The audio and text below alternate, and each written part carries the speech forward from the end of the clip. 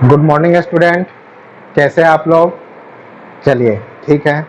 और उम्मीद है और आशा भी आप लोगों से कि कोविड-19 के सारे इंस्ट्रक्शन को आप लोग फॉलो कर रहे होंगे, घर पर रह रहे होंगे, मास्क और सैनिटाइजर का उपयोग कर रहे होंगे और बहुत बृहद और बहुत ही आवश्यक कार्य आने पर ही घर से बाहर निकलना है और मास्क पहनकर ही निकलना है। चलिए आज का शैक्षणिक यात्रा को हम लोग शुरू करते हैं।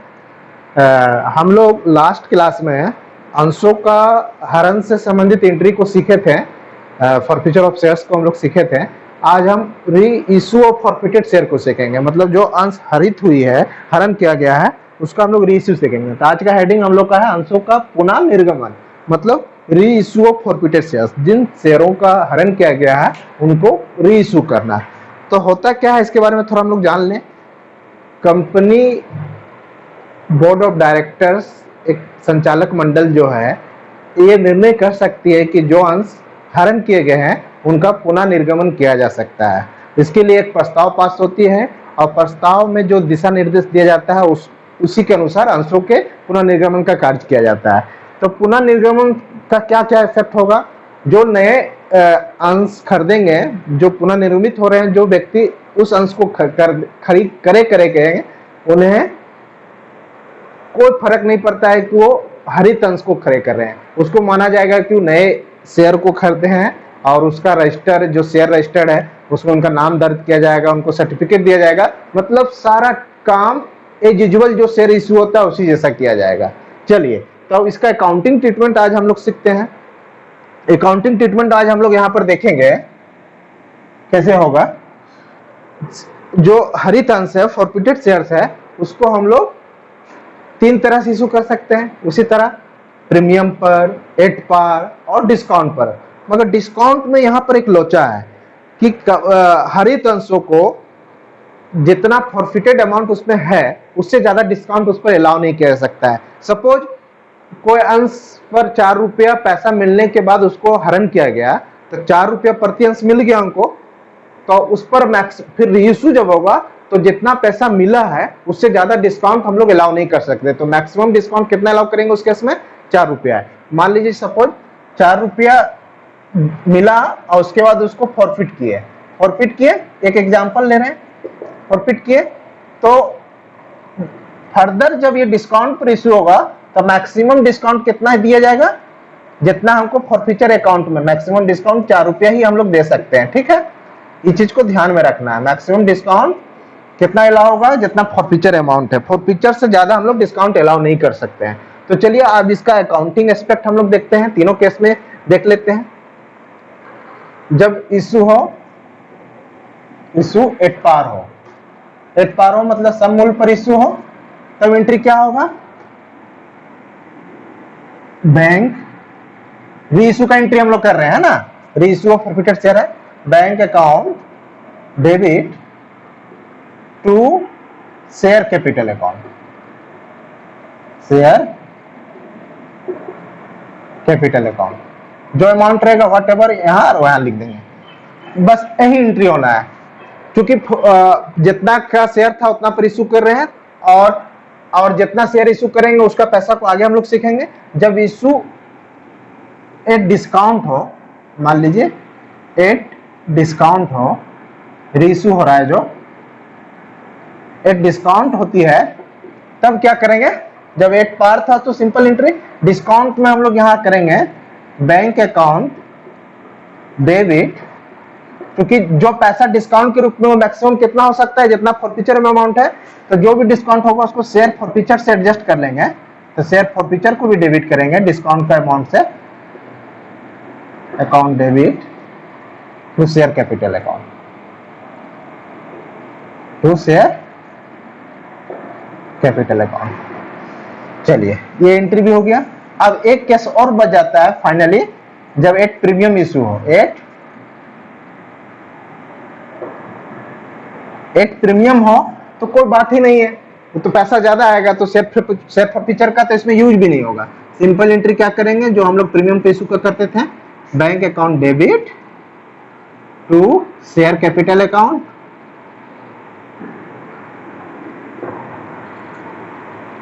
To share forfeiture account, share forfeited account में लिख सकते हैं या शेयर फॉरफीचर अकाउंट। ये तीनों केस में हम लोग एंट्री देख लिए जब इशू हो। अब जब री इशू हो जाएगा तो उसमें जो शेयर फॉरफीचर में पैसा बच जाता है उससे रिलेटेड उसको हम लोग क्या करेंगे उसके बारे में भी हम लोग चर्चा करने जा रहे हैं। अब हम लोग एक पार्ट यहाँ पर और डिस्कशन करेंगे। अभी रीइश्यू ऑफ फॉरफीटेड शेयर कैसे होगा, दो तरह से होगा। या तो जितना शेयर रीइश्यू किए हैं हम लोग फुल्ली रीइश्यू कर दे, फुल्ली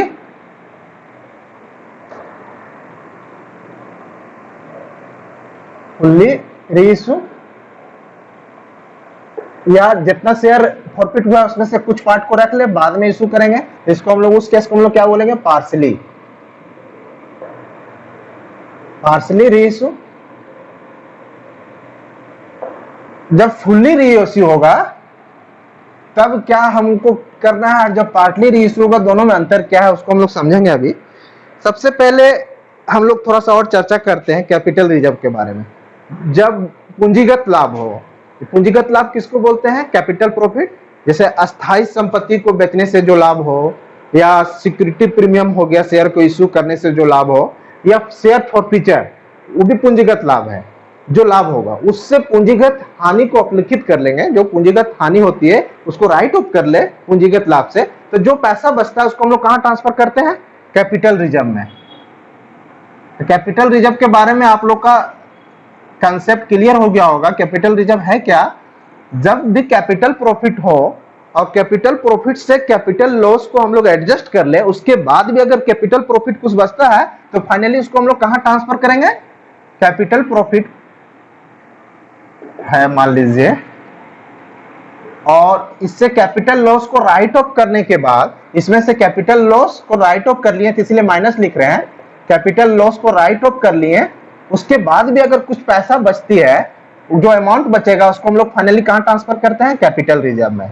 ठीक है, तो कैपिटल रिजर्व क्या है, पूंजीगत लाभों में से पूंजीगत हानियों को घटाने के बाद जो शेष रकम को हम लोग स्थानांतरित करते हैं वो कैपिटल रिजर्व कहलाता है। ठीक है, तो कैपिटल पूंजीगत लाभ क्या था, अस्थायी संपत्ति के बिक्री पर जो लाभ हो, या सिक्योरिटी प्रीमियम हो गया, या शेयर फॉरफीचर भी हो, वो भी आपका पूंजीगत लाभ है। ठीक है, तो अब आप पूंजीगत लाभ से आप शेयर फॉरफीचर को रीइश्यू करने के बाद हो सकता है डिस्काउंट पर रीइश्यू हो, जो यहाँ हम लोग पढ़े थे।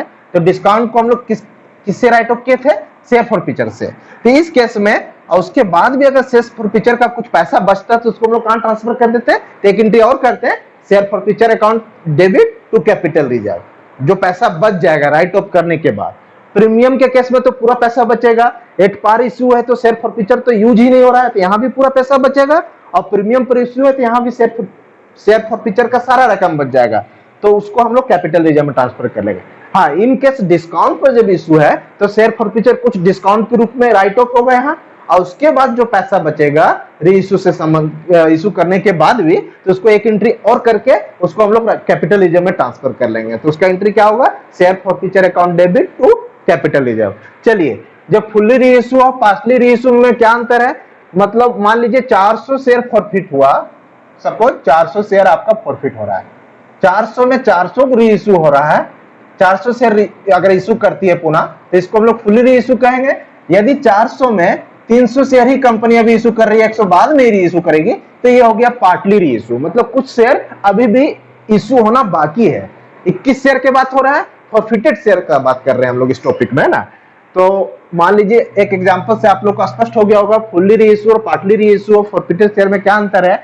When forfeited share is assume 400, if out of 400 री इशू हो रहा है तो इसको फुल्ली री इशू कहेंगे। इफ आउट ऑफ 400 300 200 व्हाटएवर, मतलब लेस देन 400 री इशू हो रहा है तो इसको लोग पार्टली री इशू कहेंगे। ठीक है, आप लोग को बेहतर समझ में आया होगा। और हम लोग इसका अकाउंटिंग एस्पेक्ट भी देख लिए, और री इशू के बाद भी अगर मान लीजिए फुल्ली री इशू में जो भी अगर यूटिलाइज हो गया शेयर, मान लीजिए डिस्काउंट पड़ता है तो शेयर फॉरफीचर में कुछ यूटिलाइज हो गया, तो उसके बाद भी शेयर फॉरफीचर में कुछ पैसा बचे तो उसको हम लोग कैपिटल रिजर्व में ट्रांसफर कर लेंगे। मगर पार्टली री इशू में क्या है, देखिए इसी क्वेश्चन में 300 शेयर, पहले फॉरफीचर अमाउंट को हम लोग 300 शेयर के अनुसार निकाल लेंगे, ताकि 100 शेयर री इशू हुआ ही नहीं है तो उसका फॉरफीचर अमाउंट अभी फॉरफीचर शेयर के नाम से ही जमा रहेगा। जब उसका री इशू हो जाएगा तो और उसके बाद हम देखेंगे उसको कैपिटल रिजर्व में ट्रांसफर करेंगे। मगर यहाँ 300 का पहले हम अमाउंट निकाल लेंगे और यहाँ पर रीइश्यू के ट्रीटमेंट के बाद ये 300 का अगर फॉरफीचर अकाउंट में कुछ पैसा बच रहा है तो उसको हम लोग कैपिटल रिजर्व में ट्रांसफर करेंगे। बस यही एस्पेक्ट को हम लोग यहाँ समझना था। अब आइए कुछ इलिस्ट्रेशन लेते हैं आपके टेक्स्ट बुक से और हम उसको बेहतर समझ कंसेप्ट को और क्लियर करेंगे। आइए बस सिंपल रीइश्यू का एंट्री होता है जो हम लोग इशू सीखे हैं शेयर, एंट्री अलग नहीं है। हाँ, डिस्काउंट के केस में हम लोग वहां डिस्काउंट लिखते थे, यहाँ पर डिस्काउंट क्या लिखेंगे उसके जगह शेयर फॉरफीचर अकाउंट, बस ताकि शेयर फॉरफीचर से एडजस्ट कर लेंगे उसको हम। कैपिटल लॉस हो रहा है डिस्काउंट के रूप में और कैपिटल प्रॉफिट ऑलरेडी मेरे पास बचा हुआ है। आइए एक इलस्ट्रेशन लेते हैं और आपका बेहतर क्लियर होगा। और रीइश्यू को अगर कैपिटल शेयर फॉरफीचर अमाउंट को कैपिटल रिजर्व में ट्रांसफर करना है तो उसी अमाउंट को ट्रांसफर करेंगे जितना शेयर रीइश्यू हो रहा है उससे संबंधित देख लेंगे और उसको हम लोग ट्रांसफर करेंगे। आइए उस तरह का भी सम हम लोग लेंगे ताकि कंसेप्ट और बेहतर क्लियर हो जाए।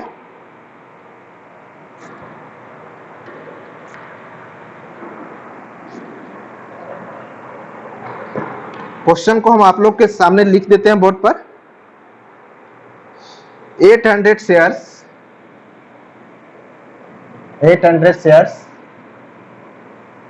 रीइश्यू है,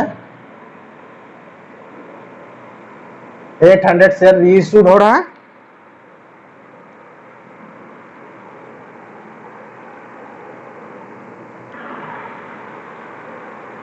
पहले इसको फॉरफिट किए थे 800 शेयर, फॉरफिटेड पहले लिख देते हैं कैसे फॉरफीचर हुआ था। 800 शेयर्स फॉरफिटेड और नॉन पेमेंट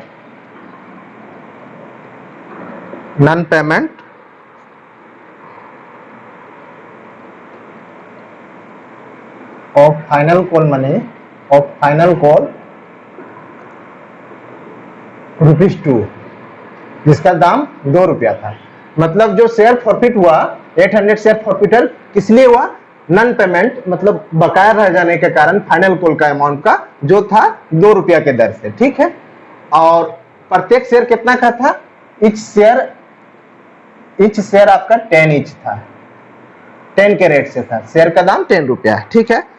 अब बोलता है रीइश्यूड किया, इसको कंपनी क्या कर रही है? रीइश्यूड कर रही है ₹8 और साथ में लिख देता है फुली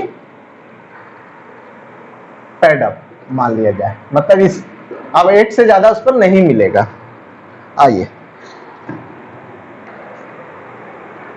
800 का 800 शेयर रीइश्यू हो जा रहा है तो ये फुली रीइश्यू का केस है।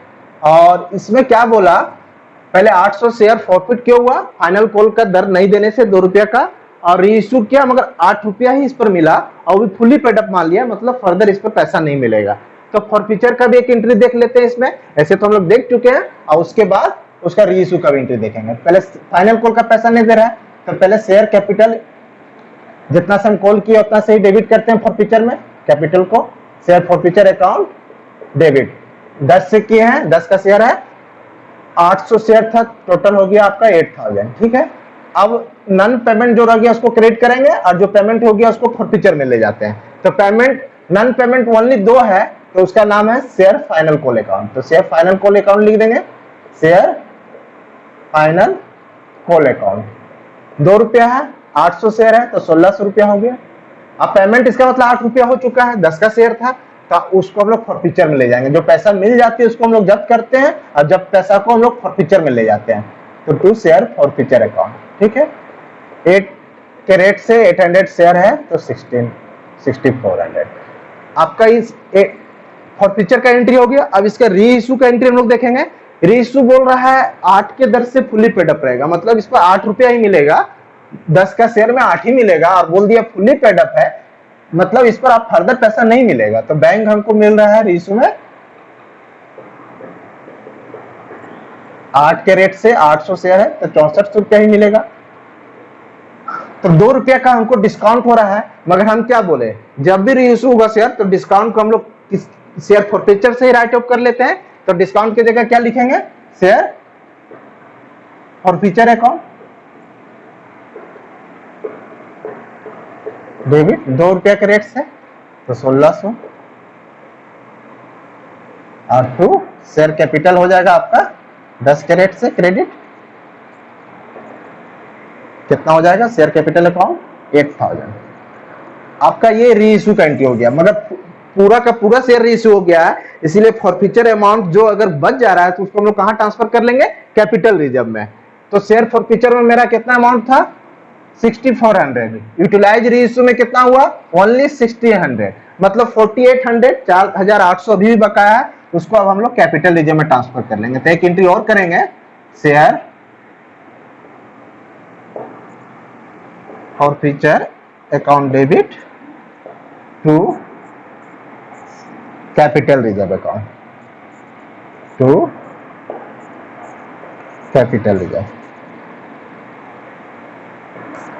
अकाउंट। कितना 4800, 4800। शेयर फॉरफीचर खाता बंद भी हो गया आपका। कैपिटल रिजर्व को हम लोग बैलेंस शीट में कहां शो करेंगे, इक्विटी एंड लायबिलिटी साइड में इसको हम लोग शो करेंगे रिजर्व एंड सरप्लस हेड में, है ना। ठीक है, अब किस फुल्ली होगी, जब 800 शेयर फॉरफिट हुआ और 800 रीइश्यू हुआ तब हमने एंट्री सीख लिया, मतलब फुल्ली रीइश्यू था, इसी को हम पार्टली रीइश्यू में कन्वर्ट करके उसका एंट्री देख लेते हैं तो और बेहतर मेरा कंसेप्ट क्लियर हो जाएगा। मान लीजिए रीइश्यू था इसमें से सपोज 500 शेयर, रीइश्यू कितना था 500, मतलब 800 शेयर फॉरफिट हुआ for non payment of final call ₹2 और प्रत्येक शेयर का दाम 10 रुपया था, बट रीइश्यू ओनली 500 शेयर और at the rate of 8 fully paid up. उसका एंट्री देखते हैं।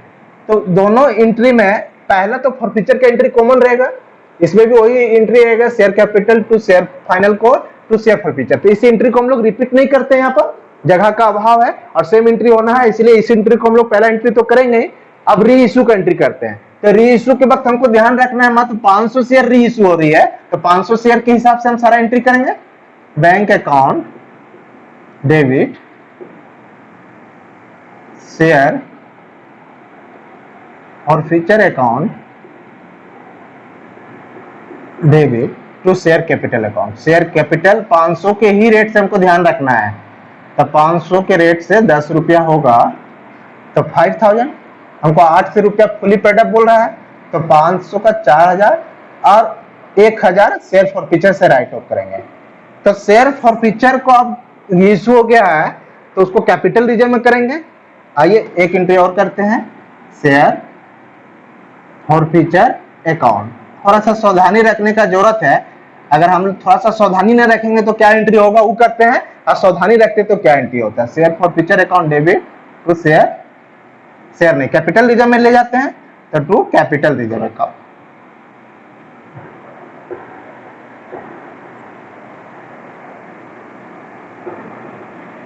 कितना था मेरा 6400 है शेयर फॉरफीचर में, 1000 यूटिलाइज हो गया तो बचा कितना 5400 कैपिटल रिजर्व में ट्रांसफर कर देते हैं।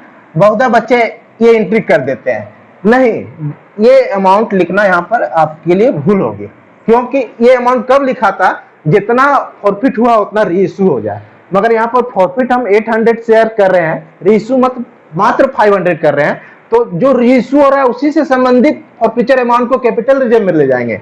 जो 300 अनरिइश्यूड आ गया, जो अभी इश्यू नहीं है, जब रीइश्यू होगा तो 300 का ट्रीटमेंट उस समय करेंगे। तो पहले ये जो 6400 है, यहाँ पर ध्यान दीजिए, 6400 जो शेयर फॉरफीचर में अमाउंट है वो कितने शेयर का है, वो है 800 शेयर का। तो एक शेयर का हम लोग निकाल लिए, और हमको चूंकि रीइश्यू 500 शेयर का कर रहे हैं तो 500 शेयर का फॉरफीचर अमाउंट निकालना होगा 4000। तो 500 शेयर जो रीइश्यू हुआ 500, उसका कितना था फॉरफीचर अमाउंट 4000। 4000 में 1000 यहाँ यूटिलाइज हो गया आपका, तो बचा कितना बचा आपका 3000। तो यहाँ पर हम लोग 3000 लिखेंगे अमाउंट को, 5400 लिखना गलती हो जाएगी, यहाँ पर हम लोग क्या लिखेंगे 3000। 3000 कैसे आया, पहले जितना रीइश्यू था उसका हम फॉरफीचर अमाउंट निकाल लिए, 6400 तो 800 शेयर का था, तो 500 हमको रीइश्यू कर रहे हैं तो 500 का निकाल लिए, 4000 आया। 4000 में यहाँ इसका रीइश्यू के समय 1000 फॉरफीचर यूटिलाइज हो गया, अब 3000 जो बचा उसको कैपिटल रिजर्व में ट्रांसफर कर लिए। तो ये पार्शली रीइश्यू के केस में था और ये फुल्ली रीइश्यू केस में था, दो तरह से ही फॉरफिटेड शेयर को इशू कर सकते हैं, या तो पूरा इशू करो या पार्टली करो। दोनों में हम लोग एंट्री देख लिए एंट्री। और जब 300 जो बच गया उसका जो अमाउंट कितना है फॉरफिचर का आपका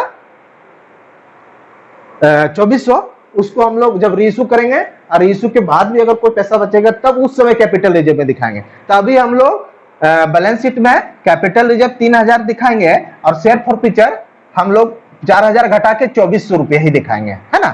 ठीक है, क्लियर है। अब हम लोग इसका एक आध सम्स और देखते हैं ताकि और बेहतर कंसेप्ट हो जाए हम लोग का। आइए,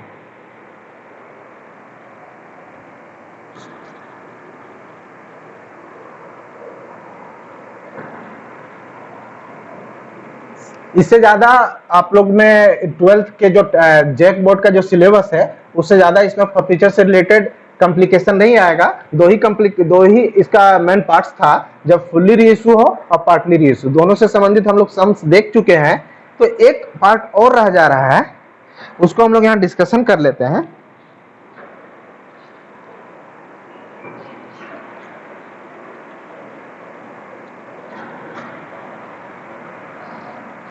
अंशों का समर्पण वो क्या है?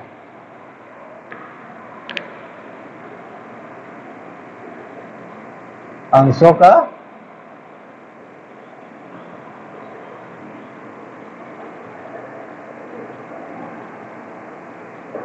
समर्पण, सरेंडर ऑफ शेयर्स। अंशों का समर्पण, सरेंडर ऑफ शेयर्स क्या है? जैसे अंशों का हम हरण पढ़े और अंशों का एक समर्पण है, दोनों में कुछ अंतर है जिसको हम लोग पहले सीखते हैं। अंशों का समर्पण क्या है सो समझिए। होता क्या है, जब अंशधारी अपने अंशों का रकम को चुकाने में अपने आप को असमर्थ पाता है, जो भी कारण उसका फाइनेंशियल स्थिति गड़बड़ा गया हो, चाहे वो कंपनी का आगे शेयर होल्डर नहीं रहना चाहता, व्हाट एवर द रीजंस, तो होता क्या है कि जब पैसा नहीं देगा तो जनरली अंशों का हरण होता था, जो हम लोग अभी सीखे।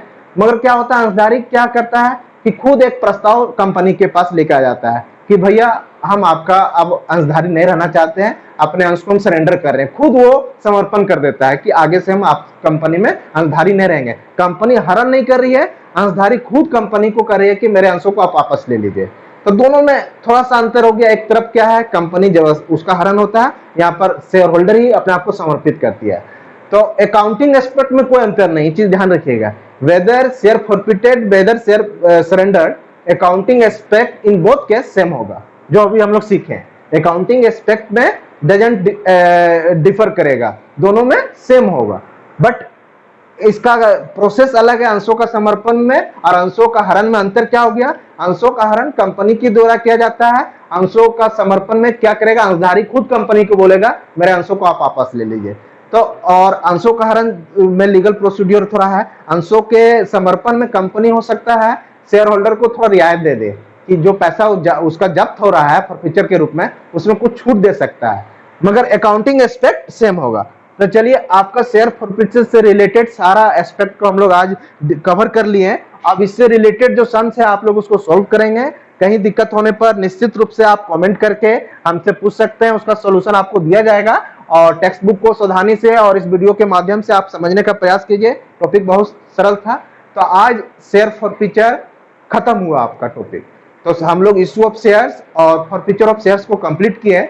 नेक्स्ट हम लोग पढ़ेंगे इशू ऑफ डिवेंचर्स। डिवेंचर्स का हम लोग देखेंगे, इशू को, डिवेंचर्स चैप्टर को कवर करेंगे। जैसे डिवेंचर्स कवर होता है तो इशू ऑफ शेयर और डिवेंचर मिलाकर आपका 25 मार्क्स, 25 मार्क्स आउट ऑफ 80 में से 25 मार्क्स आपका इसमें से है। ऑलमोस्ट 30% जो आपका बहुमूल पार्ट रखता है। तो बहुत ही आसान है, कंसेप्चुअल पार्ट्स है। तो हम लोग नेक्स्ट वीडियो में डिवेंचर पर चर्चा करेंगे। तब तक इस पर आप लोग ध्यान दें, घर में होमवर्क को करें। Thank you.